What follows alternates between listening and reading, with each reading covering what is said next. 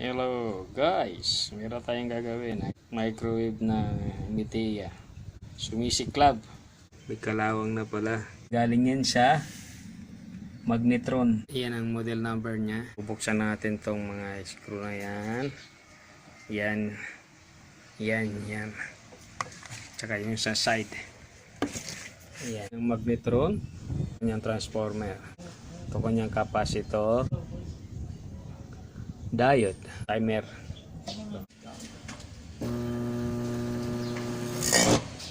Yun, may nag-i-spark.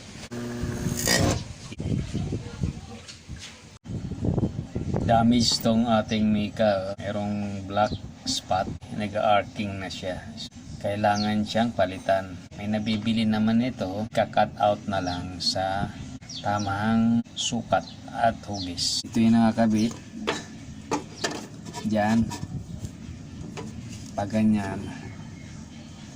Ayun. Papasok sa butas doon tapos sa kabila.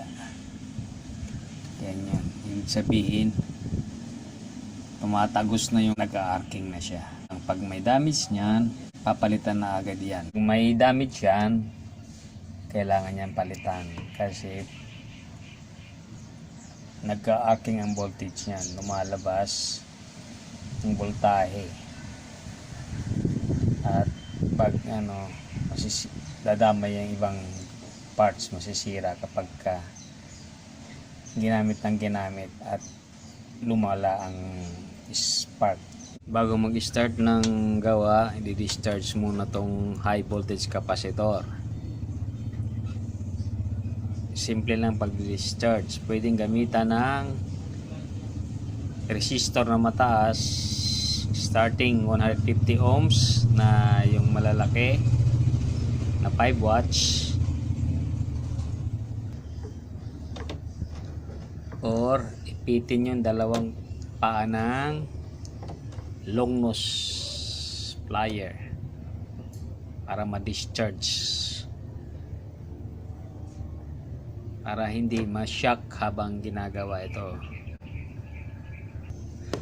Pwedeng bunutin din yan para sure ball na hindi kan makuryente.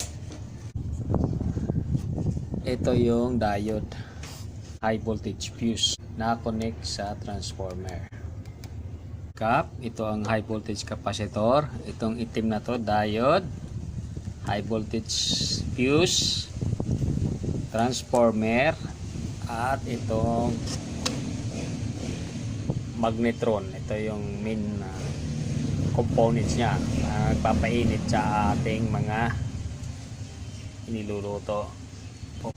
Ayun ang timer, mechanical timer.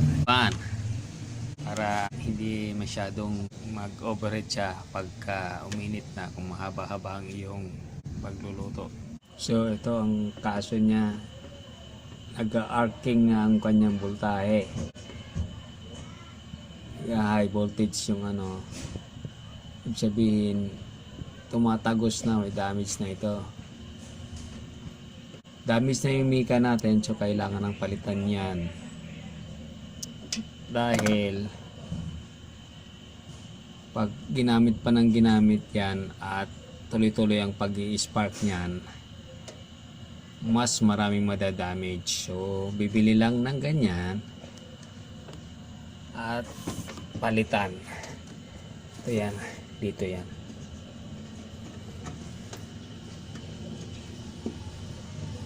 Yung damage bibili tapos ka-cut out at ipapalit. Dito kasi yung guide ng wave signal dito papasok para mapainit niya itong microwave mo.